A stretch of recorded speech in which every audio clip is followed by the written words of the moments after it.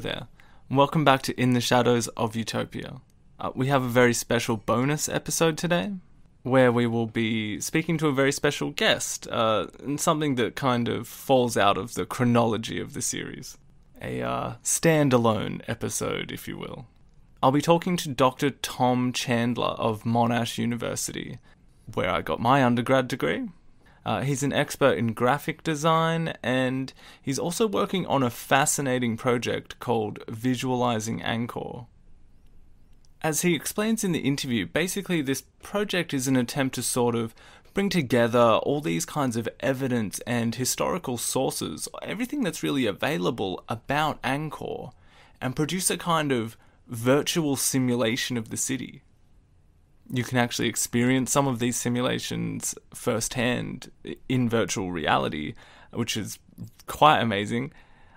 Anyway, I'll let him explain the project more, as we had a really good and interesting conversation about his journey toward the project, the interesting opportunities that this kind of simulation has for historians studying this period.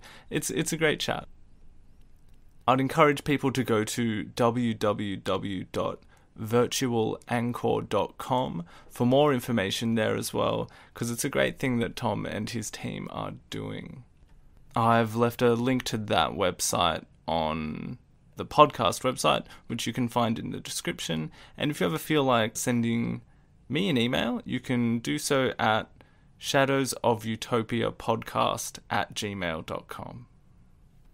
So, without further preamble, here is Tom Chandler.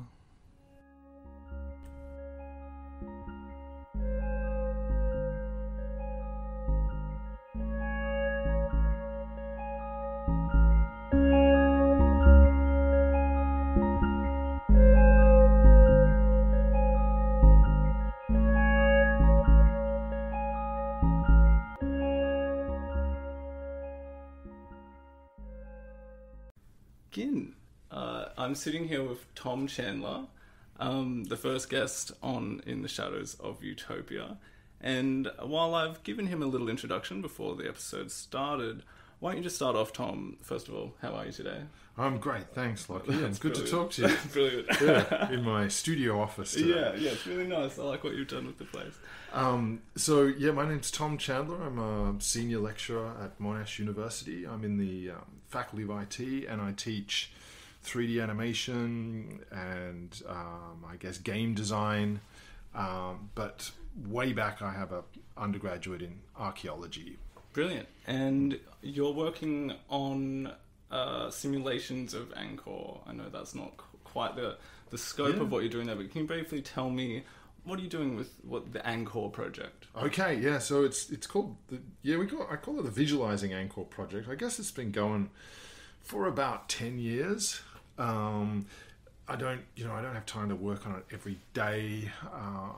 Some of those years we hadn't been able to do much, but in the last 5 years, it's kind of taken off again. So what we're doing with this project, I think, essentially, I'm trying to find out what it is to put all the knowledge and things we know about a civilization into kind of a 3D form, like 3D models, to try and put as much as we can, put it all together inside a computer.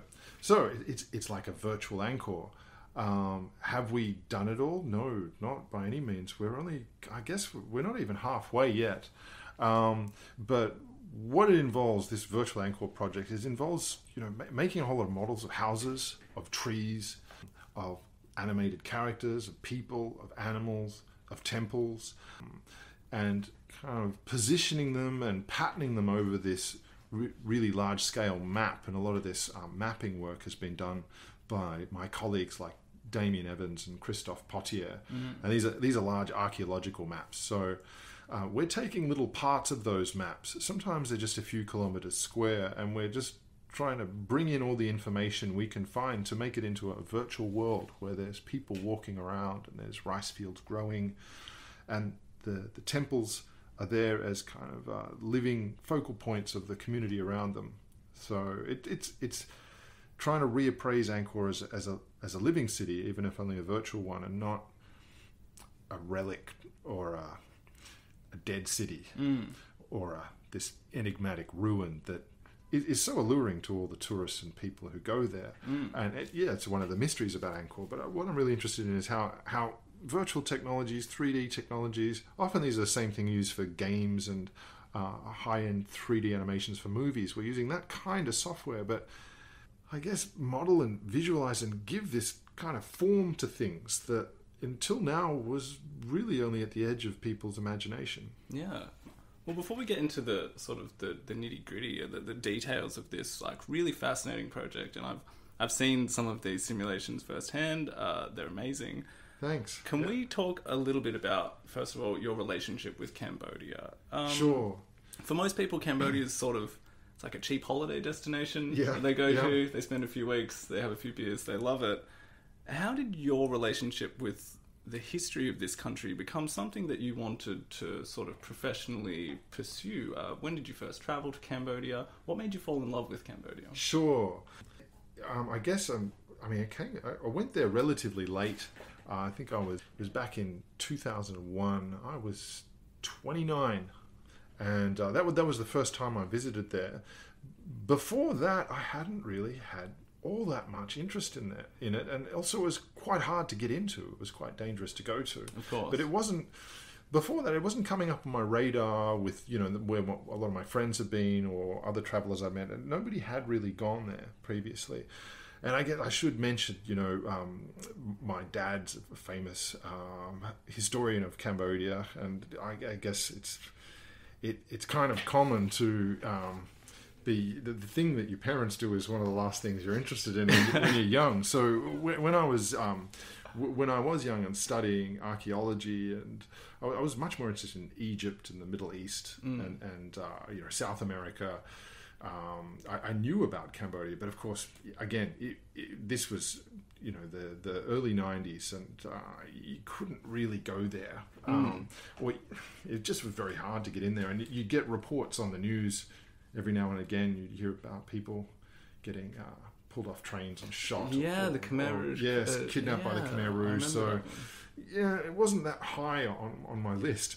But okay, so getting back to the first time I went there, I was so after university, I went over to the UK and then New York and back to the UK, and I was working as a graphic designer and then later as a kind of a web designer, and then I got into 3D, and that was working in advertising. And, this is the .com boom. This is kind of early days, and there was a lot going on.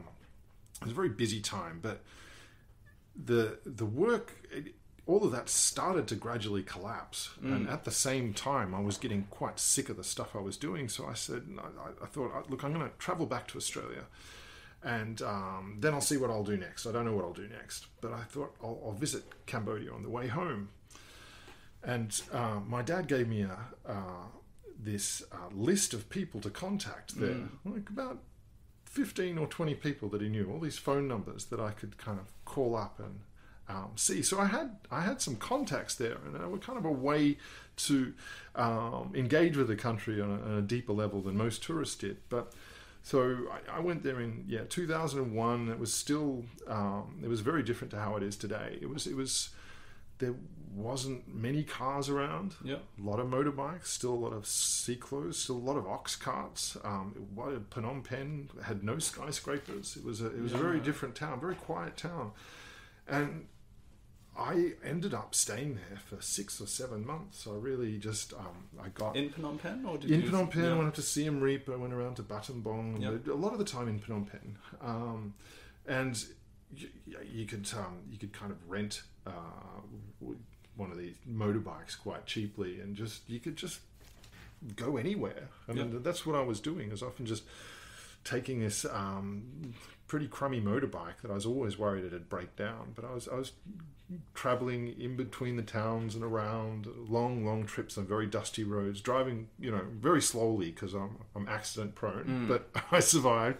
I imagine the roads wouldn't have been, they're not that great in some parts of Cambodia they today. were terrible then. Yeah, they were like dunes. Even the main roads, if you were going on a bus or a van, it was just is bone jarring. So I mean, getting around was hard, but the people were wonderful, and I kind of, very soon became fascinated with Angkor and all the, not just the temples around Siem Reap, but some of the ones you can find down in the south in Phnom Da, and out to Battambang and over to Stung Treng and all those places. So I got around it as much as I could. I didn't see everything. I think it was 5 or 6 months I kind of came back to Australia, and I didn't really know what I was doing next. So I thought I'd enroll in a master's. By research, I'll do something to do with animation, maybe 3D animation. It was about a year later when I thought, well, I'm doing something 3D in animation. I'm really fascinated with ancient cultures and archaeology. Maybe I'll do something kind of 3D visualization for archaeology. And I was kind of working on that for a while. And in the meantime, I was going back to Cambodia and Angkor every year for a few weeks, for a month, as much time as I could get. And I met a lot of Australian archaeologists who were then students, but now a lot of my colleagues who were starting to work on, they were working out of Sydney University on the Greater Angkor Project. Is that where you first met Damien Evans? Yes. Oh, yeah, okay. That's it. So it seems like it would have been obvious, but it wasn't obvious to me at the time. But I think it was like a couple of years where it all just clicked and thought, oh, I know what I'll do. It'll be some kind of 3D visualization of Angkor. So that's how this project sort of and started. it took me some years to come around to that. I mean, it was right in front of me, but I was pursuing all these different angles. So I enrolled in a PhD at Monash. Yeah, I tried out various ways of what it is to I guess use 3D animation, use 3D models to try and tease out uncertainties in the archaeological record, to try and put information together, and how seeing it in a visual form, with using many streams of information coming from historical texts and coming from historical accounts and from archaeological accounts, what visualization, trying to articulate what visualization can bring to, I guess, the investigation, the exploration, and the study of Angkor. That sort of leads me to my next question. What would you say the overall goals of this Virtual Angkor Project are? Sure. It's hard to say that there are really defined goals, because it's kind of a project that rolls on. And you said you've been doing this for 10. It's about 10 years. Yes, not every day, of course. But I think I'm if anything, I'm only halfway. I think the overall goal is to really, I guess, see Angkor as a living city, even if it's a virtual one, and that's a way to really to see it, to apprehend it. And this is very. I say that there's a lot of archaeological and historical and indeed scientific information that goes into this, but I wouldn't say that it's a thoroughly objective project. Admittedly, it is very subjective. It's very bound up by the technologies of the time.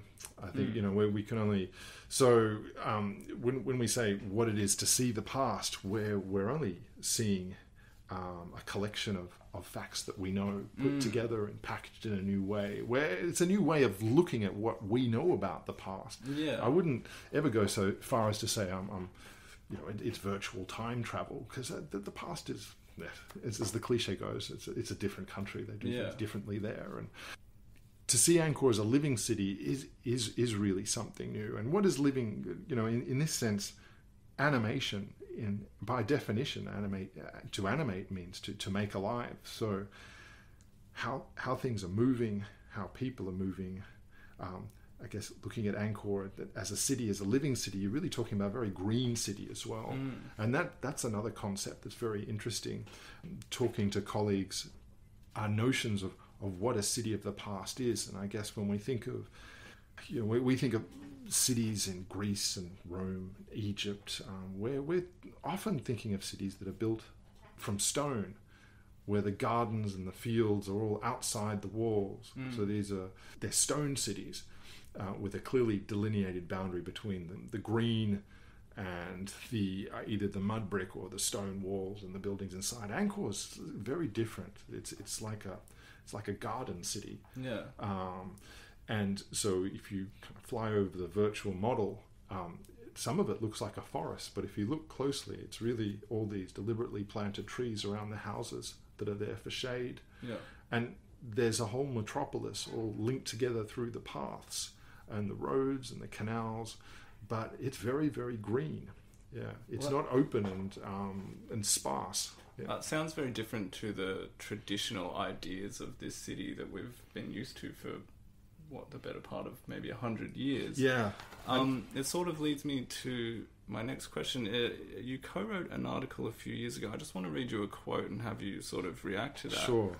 So you say, at Angkor, where the landscape between the temples was previously rendered merely as jungle or white voids on the printed page, we can begin to address archaeological uncertainty with shifting patterns of wooden buildings, trees, settlements, and village shrines.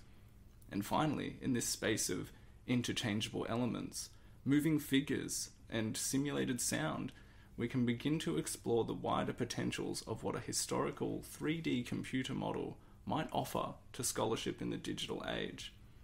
So, what do you think the advantages are of creating these spaces for the modern historian investigating these periods? Sure. And thanks for rereading my... that sounds very verbose to you now that it's fed back to me. But I do remember what I was trying to get at there. I guess is... some of my colleagues have often, in years past at conferences, one of the terms that's often introduced is to change the what was previously the temple-centric approach of Angkor, which means early scholarship and especially the first French epigraphers and translators and architects and historians and archaeologists who went in there. They're really, really concerned with the temples and what they can glean from the inscriptions on the temples and how they could clear away the vegetation from the temples and whose temples they were and how to which god and to which king the temples were dedicated or built by.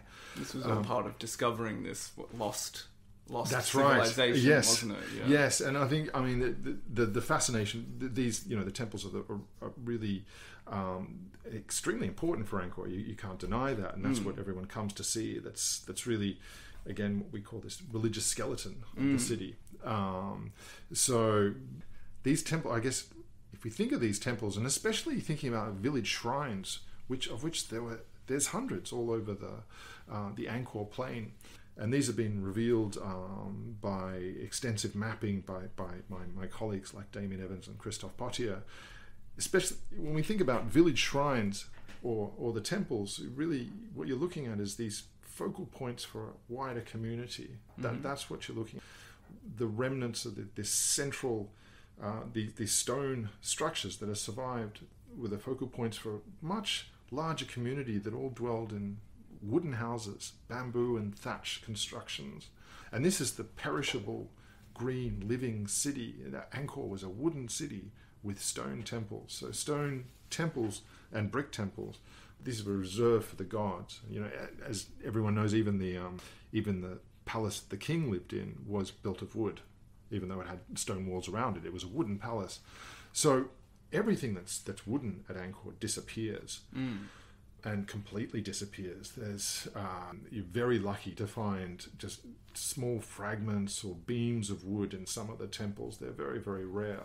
They do exist, but it's nothing really preserves. None of this wood really preserves in the ground. So, getting back to this, what is it to visually? So, if you have the site of a village shrine, and this might be reduced to a pile of bricks, it might have been totally pulverized by fig trees and long abandoned. You'd imagine the village shrine is kind of like, if we're thinking of comparing it with medieval Europe, these village shrines are like the little village chapels in Europe. As opposed to like a cathedral. Exactly, or a quite substantial church in a large town. So yeah, that's a good comparison with the temples.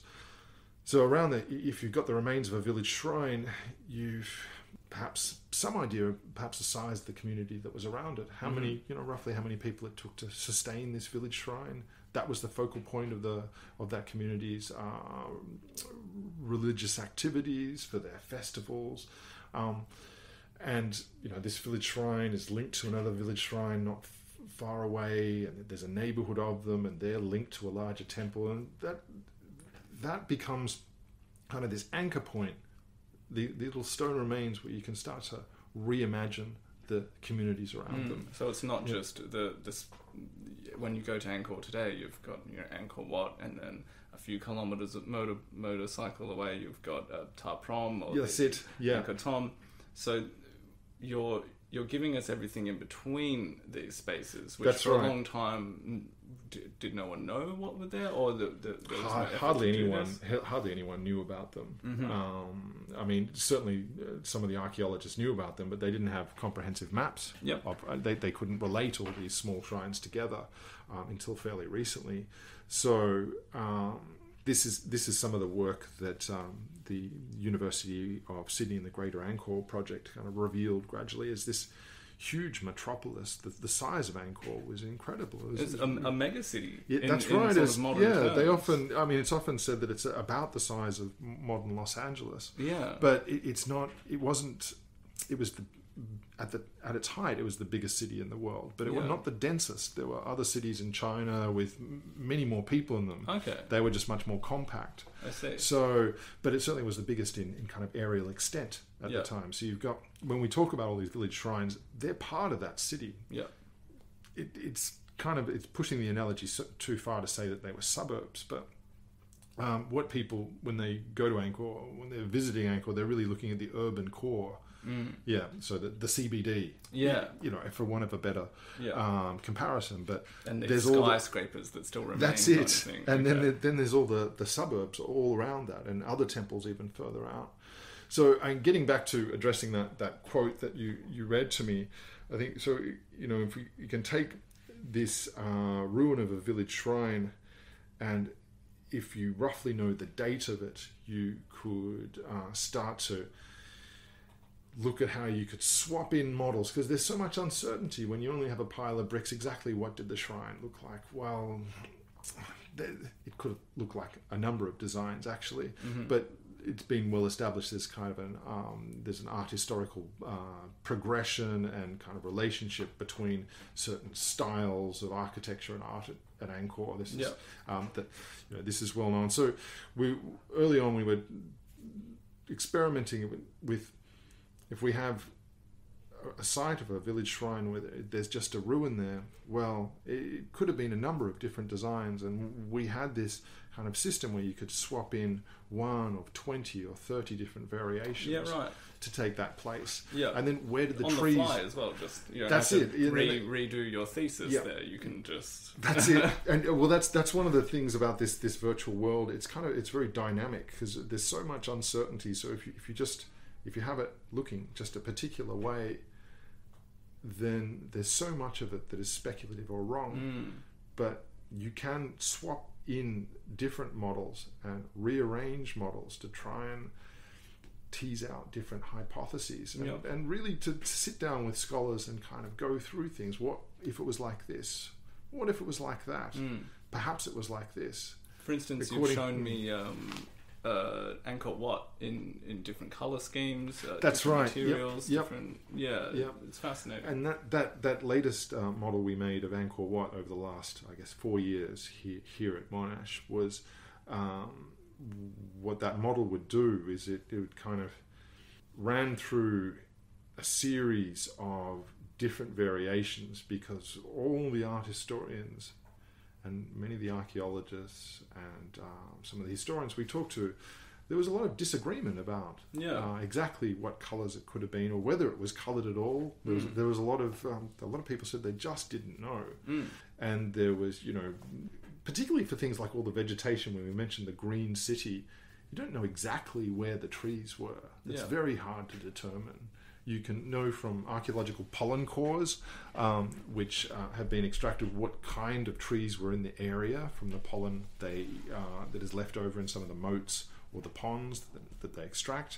But you can only really, you can kind of start to put this together by looking at how the present-day Khmer settlement patterns and settlement patterns, even especially the photography from the 19th century, from colonial photography. You can look at what kind of trees Cambodians had around their houses, and whether these trees were native to Southeast Asia. Some of them are brought in after the Spanish and Portuguese brought all these fruits over from South America. Now, they wouldn't have been at Angkor, so you have to rule those out, and you have to look at what species were there, how close were they to the houses, and what did the houses look like. Well, luckily, I guess from the historical photography from the especially the colonial period, the houses seemed of the regular people, the common people, the peasants, they seemed to be pretty similar to the ones Zhao de Guan was describing.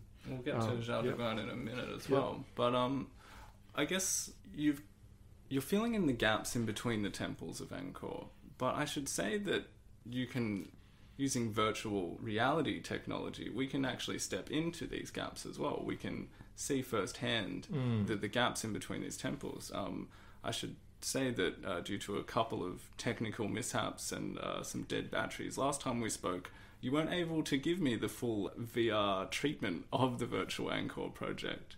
But in the meantime, I've actually purchased my own VR headset. I've been able to spend some time with the technology, and I've been blown away sort of to the extent that your mind allows itself to be immersed in these environments. In one game, I was thrown off of a building, and I did experience a certain degree of vertigo and sort of shock at being, falling to my death. So while I've been enjoying these games and videos, I've also been able to finally check out some of the immersive 360-degree videos from the Virtual Angkor Project that I wasn't able to see last time. They're amazing. I've really enjoyed them. I've stood on the causeway looking at Angkor Wat as people, busy little animated people, went about their jobs. I've sat in a marketplace. I've been to the rice paddies. I've sat on a canoe going down one of the canals. For me, this is sort of a dream come true. I've often loved the idea of sitting in a bubble and sort of traveling through the past and looking at people do these things. So thank you for that. Now, there was a moment I looked out at this rice paddy. It was sunny.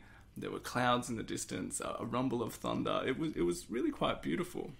But what that did, every time I've visited Angkor, I've been going there since 2011, I've tried to build on my understanding of this city. I've tried to imagine what it was like as I walked around this skeleton we're talking about now. I've tried to fill in the gaps in my imagination.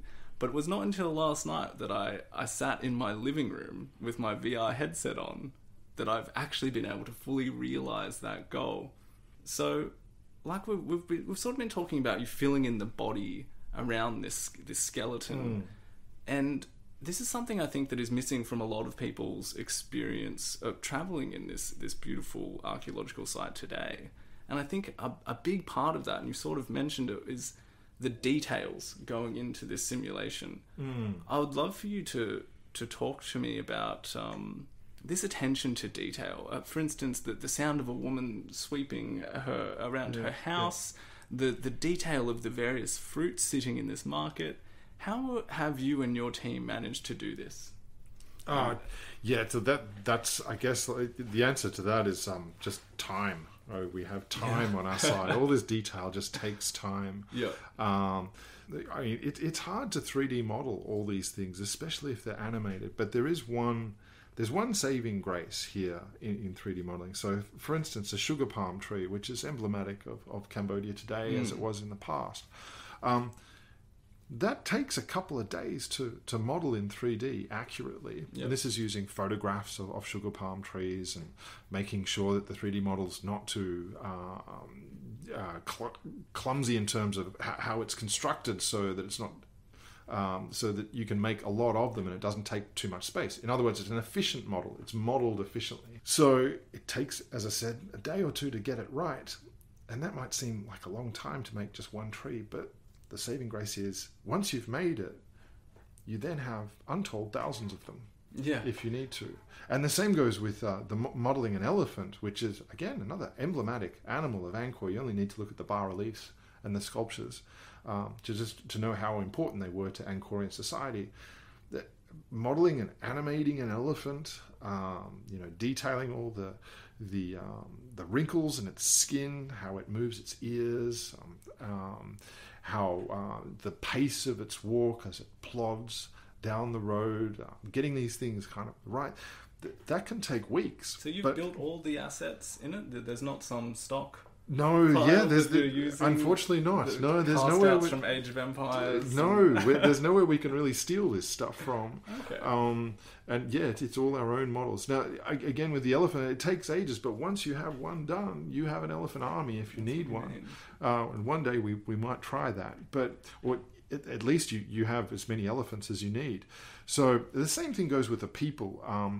Modeling a person and getting them to walk is difficult, and then we're trying to animate some of the gestures, the body language, some of the ways that people react to each other, and how they look distinctly Khmer.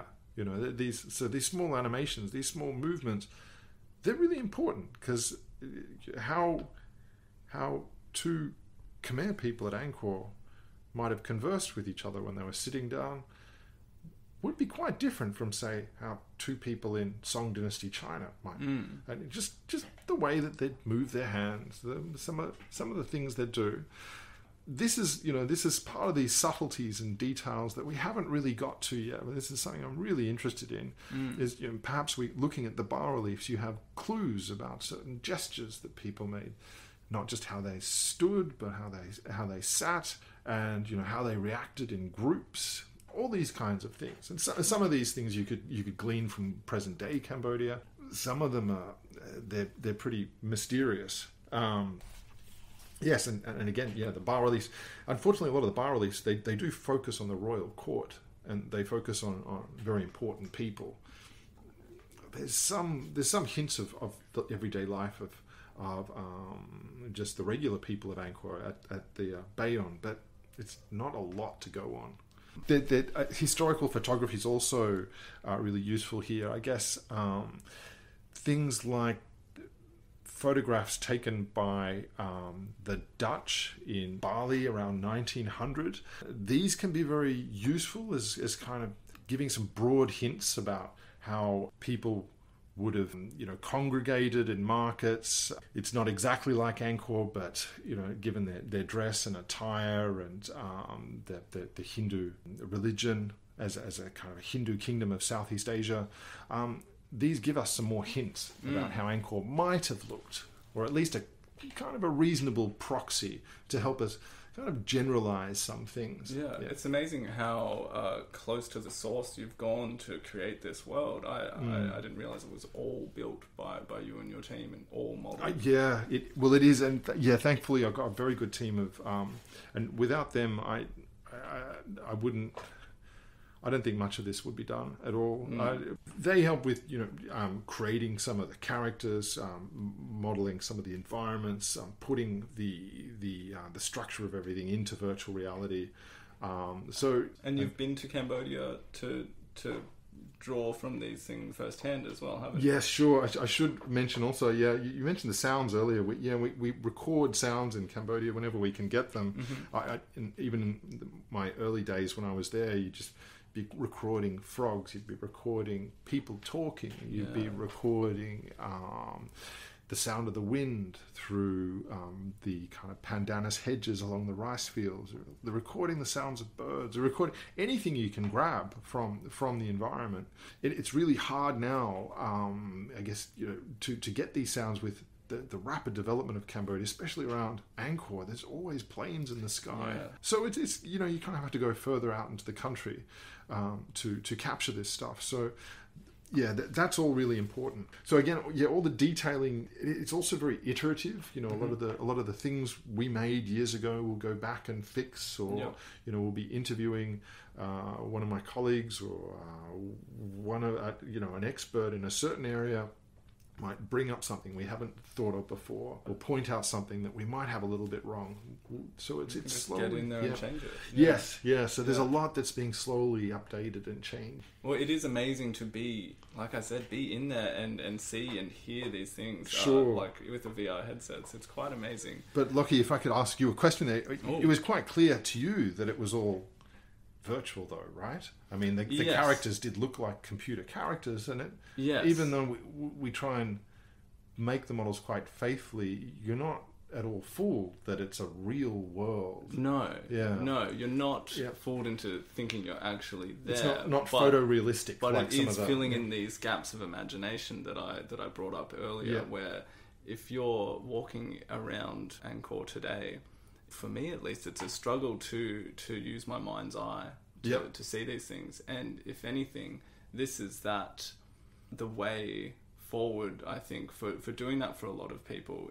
Even though it is not a photorealistic simulation, it still does inform your imagination of the past. That's right. And I mean, it's interesting. It's good that you said that, because I mean, some people have asked me, well, can you do things even more realistically? I mean, so this is a real push in all kinds of simulated, virtual worlds. Well, that's been it seems the trajectory of video games for the last 20 years. It's just been more polygons. That's it. Yes, and I mean, eventually, some of them might be indistinguishable from reality, from video reality.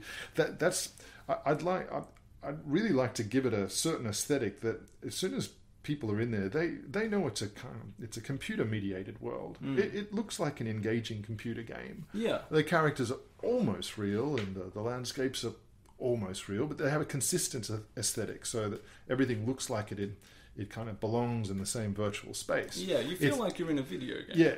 That's right. And I'd like to one of the things I'd like to argue here is that I think this technology is absolutely ideal for imagining the past, because it's not real, and it's patently not real, but it's engrossing and convincing. You can suspend your disbelief, like being inside a video game. You know that the game's not real. So this is really important, that and I think for your generation, for my generation, particularly for all my students, there's a very developed understanding about these virtual worlds, as they're essentially simulations. Everyone's aware of this. So it becomes this ideal tool to try to swap in ideas and test things. And rather than contending that this is that's how it right. was. Yes. This is what it looked like. Yes. You're not saying that. You're saying that given the information that we have, this is the picture that we can make. Yes, and so like animating history. Yes, it could be writing history. It could be like this. So this is plausible given the information we have, and this is an important distinction to make. So I think where some of these visualizations of the past draw criticism is when they try to be almost more real than the real thing. Or if they just present perhaps. Especially true if it's just one image. See, our world is a moving, dynamic world.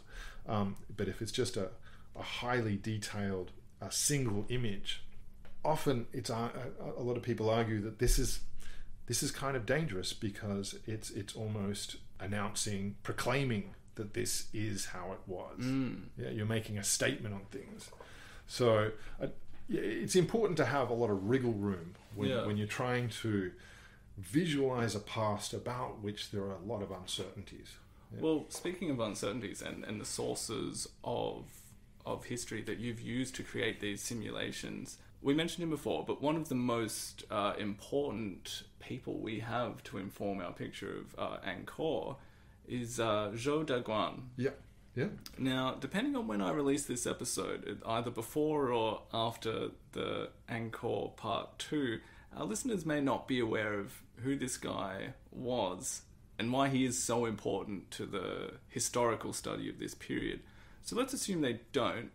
Tom, can you tell us who Zhao was and why this guy is so crucial to your work? Sure. Zhou Daguan, or Zhao Daguan, he was a Chinese diplomat who visited Angkor in 1296 until 1297. So what's Angkor sort of looking like in that period? Well, it's not it's not obviously in decline. Okay. Although Zhou de Guan mentions there are constant wars with the Siamese that he hears about, and that much of the countryside is in ruin. But when Zhou de Guan went there, it was very much a thriving metropolis. He evokes the phrase that he hears many Chinese sailors have used, that they call Cambodia rich and noble, and that is, it seems to be extremely rich. That there's gold everywhere. There's Zhao de Guan. He talks a lot about the officials he sees, their adornments, the goods that are at Angkor. He's very impressed with the size and scale of the temples. Quite likely he was staying not far from the royal palace inside Angkor Thom, and probably because he was a Chinese envoy or diplomat, he was staying with a Chinese community there. Okay. And possibly hosted by Khmer household. But so what is most valuable about his account is the only eyewitness account of Angkor. I should mention that we Zhou stayed in Angkor for a year. About a year, and then he wrote a book about his stay. That's right. He stayed there for about a year, and he wrote the book, I think, much later. Or people think, after he returned back to China, he wrote his memoirs of what he saw there, and it's many people believe that the chapters we have, some of which are very brief. When we talk about a chapter of his memoir, it might just be a paragraph. It might only be 100 words. Some are longer. Some are a couple of pages, 3-4 pages, but many of the chapters are probably missing entirely. They just weren't transcribed regularly. They were there when he wrote them, but they've been lost. Maybe some of them exist somewhere in some archive, which would be fascinating if we could dig some of these up. Yeah. So, but the value of his observations is that, for me in particular, they're very visual.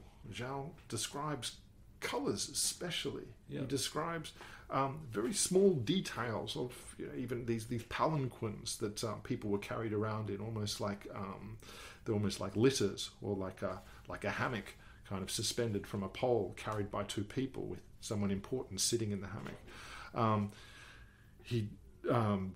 He describes all the goods in the market. He describes the relationships between the people there. He had a very good. He went. He saw the palace. He saw the king. He saw the king out in procession. He gives us to work with as an animator. Some of these things are extremely valuable. He describes the people as well. What they look like. A lot of the value of Zhao de Guan's eyewitness account is that the inscriptions you get at Angkor, of which there are many. These are written in stone, and often they're installed at the temples. They're pretty dry. Some of them could be construed as propaganda. I mean, they paint everything in the most positive light possible for the person who commissioned the writing. Some are useful in terms of what they're describing in the goods that were donated to the temple, and how things were kind of managed, but sort of like someone's tax return or something. That's like right. That. So you can get a lot of information from a tax return, but if you wanted to know how that person felt, what they were wearing, like a tax return or an obituary, almost. So, but they're not eyewitness accounts. They don't really go into the detail of how people live their lives, and certainly they're not. There's a large segment of the population is kind of written out, or these are really inscriptions commissioned by the elite, and often about the elite. And they'll list people on, villages are mentioned, but often in kind of lists of people attached to the temple. And so there was a whole lot of writing at Angkor. There was undoubtedly, libraries in the temple where texts were kept on palm leaf scrolls. Zhao de Guan describes these. He describes people writing on deer skin. He describes them writing on again, palm leaf with a stylus. There's a whole lot of writing going on there, but that's all lost to us. Like the wooden houses. All these that's things. It's all perished, and it wasn't. if it was copied down, it wasn't recopied. And it's gone. So what remains is the writing in stone, which we're fortunate to have. And then there's Zhao Daguan's account. Well, one of the most prominent scholars of Cambodian history, actually your father, who you mentioned before, he wrote something along the lines that, Zhao Daguan's account, it's provided historians with a kind of home video of his travels in Angkor. There are some quite lurid details that you might expect someone's weird uncle to include when they've come back from Spain or something like that. It's a home video as opposed to a feature-length documentary, and that's what your dad kind of... he wishes that we had that feature-length documentary. It's kind of like trying to base your ideas of a country on someone's Instagram account of that country. So what would you say are some of the pitfalls of using this account, that like having this be such an important part of the scholarship on Angkor? What are some of the problems that you've encountered using the customs of Cambodia, which is that book he wrote? Yes, I get. Well, I mean, you have to be aware of, I guess, who Zhao is and who he's writing for, and he sounds like one of those British Victorian travellers, travelling through the colonies and kind of often disdainful of the natives he sees there and their practices, and in equal measures impressed by some things and kind of disgusted or appalled by others. So, and where Zhao might be getting some of his information, he might have been getting it second hand. So because there's a lot of people travelling from China to Cambodia, trading and things like that. Would he be getting sort of pub stories from some of these guys? Possibly while he was there, he could be. But, I mean, not all of it, but you can get hints of that. That, he's often honest. He says, I've heard such and such, but I do not know the truth of these, or I couldn't follow this up in more detail. Okay. So he's often reporting what he remembers. You're getting back to what it is to extend his home video account into a documentary. We've found one thing I've realized with the venture of visualizing things is we can take just a couple of sentences from Zhao Daguan's account, and that might take us months to deal with in an animation. So it's almost it's almost the other way round. We've got this quite brief account, which again has some chapters only have just a paragraph in them, but we can take one of these sentences, and we have to choose our excerpts carefully, and we try to animate a scene that goes with that excerpt so it can appear on the bottom of the screen like subtitles, and we just find so many things just arise out of that. So and we have a little bit of freedom as to where we would place that scene that Zhao Daguan describes. So one thing we found was really difficult was trying to create a market that Zhao Daguan describes. He describes a market at Angkor. Well, where exactly was the market? But he's sure. He describes how they lay out their goods on the ground. But when you get into visualization, you have to think, well, was there anything else behind it? Was there stalls? Who was at the market? Was it? And Zhao Daguan does describe. So he gives you enough to kind of get you going, but then you find once you start making it, there's so much more that you have to ask about. And for instance, he describes the palace, and the palace, the ruins of the palace are still there. A lot of people go visit it, and he gives a pretty good description of the color of the tiles, the roof. On the main building and some of the subsidiary building. He talks about the king's audience hall, all of these things, and then you go to the palace, you walk around it, and you start to get a sense, this could be done. And then you sit down with a team of modelers to start modeling it, and very soon you realize that you're at an impasse. You don't know exactly which way a building's facing. You don't even know if a building was there. You don't. There's all these things that pop up.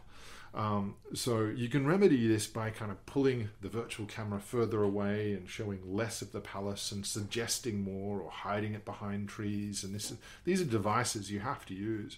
Getting back to Zhao Daguan's account, I mean, depending on what little excerpts you pick, small sentences become just whole universes, visual models. I mean, yeah. It's really amazing. I'm becoming increasingly aware of how generous you've been with your time already. Tom, it's been a real pleasure. I can't thank you enough. Is there any kind of websites or social media that you would direct people to if they wanted to know more about the Virtual Angkor project? The websites can be a bit convoluted, but there's the URLs can be a bit convoluted, but there's a Google Arts and Culture page which will be up soon, and there's also a website I've developed with my colleagues here in the history department at Monash, which is called virtualangkor.com, and that's really I'll leave a link website. to that website on my website as well, because Thanks, I can Lachlan, sort of crib off some of the Yeah. information you've put there, because it's truly fascinating Sure. and informative. And a lot of the stuff's not. I mean, a lot of the stuff still is on the university computers and hard drives as we're still testing it and refining it. So that'll come online gradually. Brilliant. Well, I'm sure people will be aware of it because it is amazing work. Thanks, Lucky. Yeah, all right. great to talk to you. Yeah, it's been a pleasure. Really, thank you very much. Thanks.